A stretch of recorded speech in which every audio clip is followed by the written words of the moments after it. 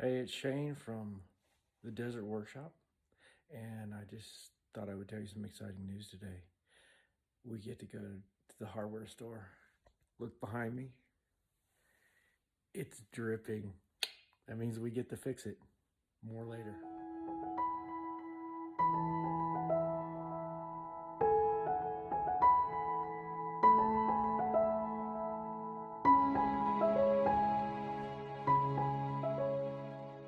Well, some of you may have had something like this happen before. If you can tell, it's dripping quite rapidly on here. So the first thing you want to do when you change your fittings on your faucet to keep this from doing is you have to shut off the water. Just like that. So if you don't have the turnoffs underneath your sink, you're gonna have to shut off to your main supply to your house. So it's easier this way. So the first thing that you want to do is make sure the water's not off.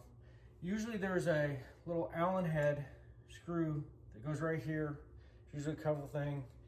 It's blue and red showing hot and cold. Let me show you it's right in here. So when I told you about the basic kit yesterday, it's a set of Allen head wrenches. You both have your SAE and your metric wrenches, which are on the other side. And the fun thing part about this is trying to figure out which one it is at first. I believe it's on the metric side, and it's probably about this one. Yes, I cheated, I already checked. But you just loosen it. It's just like a regular screw. Left is loosey, right is tight. So, or left is loose. You pull that off. That's the first thing you pull off. It's just the handle. You set that to the side. You can leave the screw in there, so you don't have to worry about it. I put the Allen head over by it.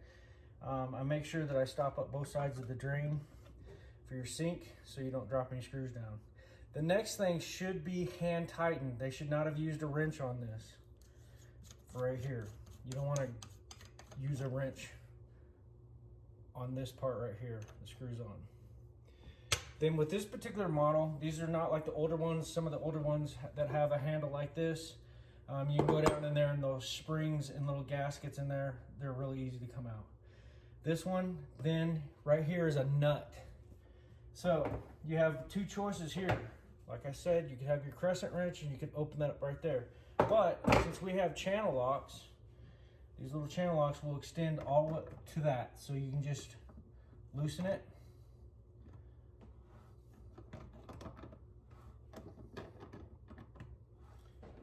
And this is when you really know if the water is turned off, because it should be. And you pull this out. As you can tell, there's a lot of corrosion on this one. This is the brass and it's getting the green. That's corrosion on there. We're gonna clean that off. And there's actually two, well, there's supposed to be two. There's one O-ring. There should be another one right in here, but it's not there right now. And then you can pull out, these are the newer faucets have these, both Kohler and Delta. I've seen them both have this kind of model of the thing. I don't know if this is with the leaking, but I'm gonna go ahead and replace it anyway since I already have this off and I don't have to do it again. Okay, this is the thing that you can pull out for, you know, your sprayer. Sometimes the little sprayer's down here, but this is what you can pull out for there. So don't worry about that wire. I'll just set it off to the side. You can't really take this off. I mean, if you want to get down into it, you can. That's probably not what's leaking. This little gasket, I believe I have one of those. And then down here, there's a lot of corrosion. Every time it would turn, it would get the black stuff come. So I'm going to see if I have something to replace that. It may just be cleaning. I'm going to take a really good look at it, but that might need to be replaced also. Also, something you may want to add to your toolbox is an old toothbrush. And you can clean this off right in here. It doesn't look like this was actually a gasket. It looks like it was just metal, the metal rubbing on this piece down here. Doesn't look like there's actually a gasket there on this model. Some models do, but as much as you move the faucet back and forth, it probably wouldn't hold up very well. But clean that out.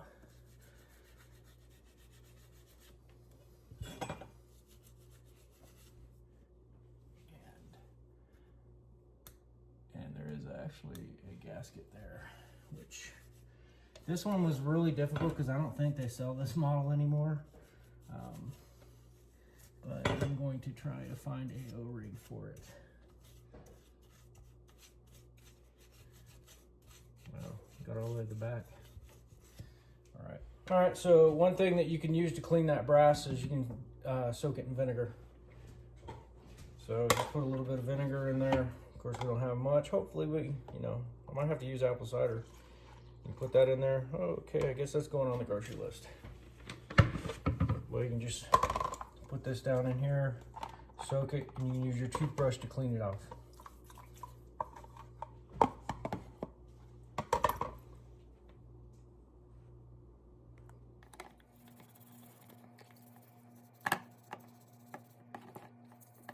Another thing you probably could use is WD-40. I just, with it going in the sink, I don't really want a whole bunch of WD-40 in there.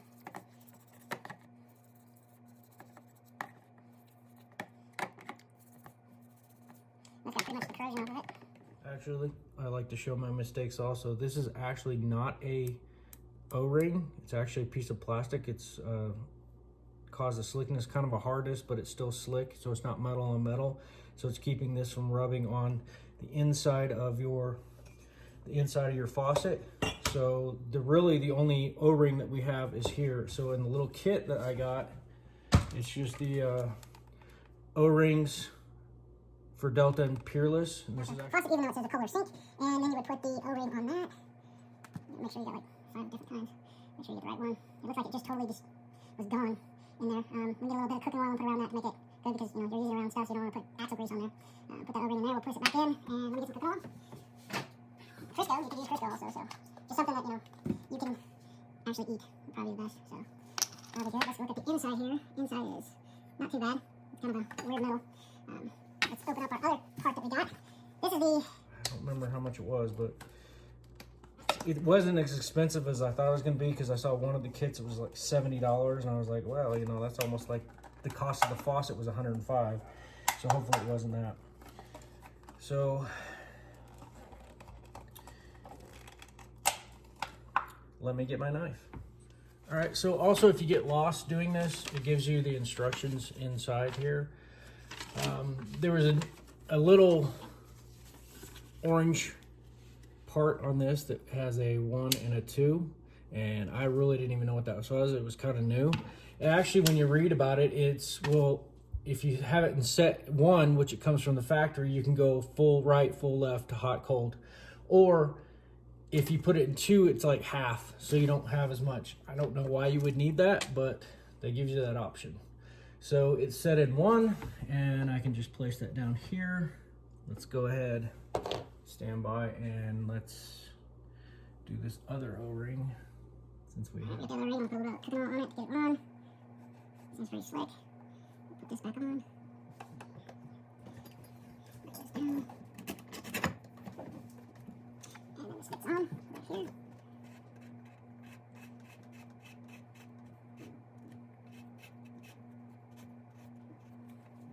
Take your channel box.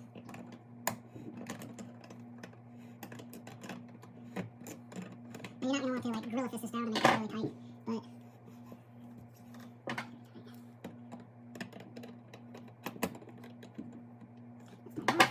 then we have our part. Remember, this one's just hand tightened on there. And there's like 2 different kinds of washers. It may be the other washer. This one, yeah. Yeah,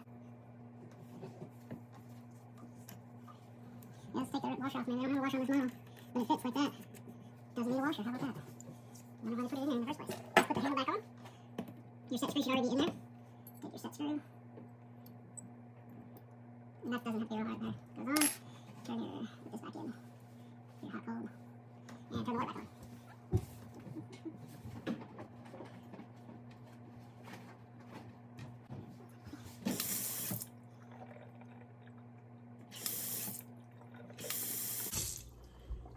And there you go, all fixed.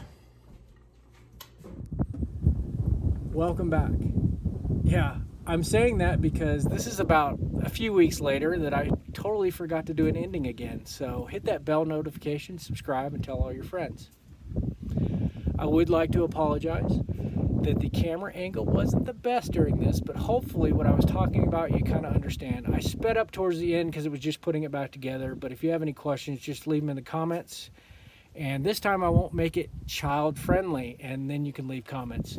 So have a great day, and the next one we're going to do, I believe the video is about something to keep your shop clean.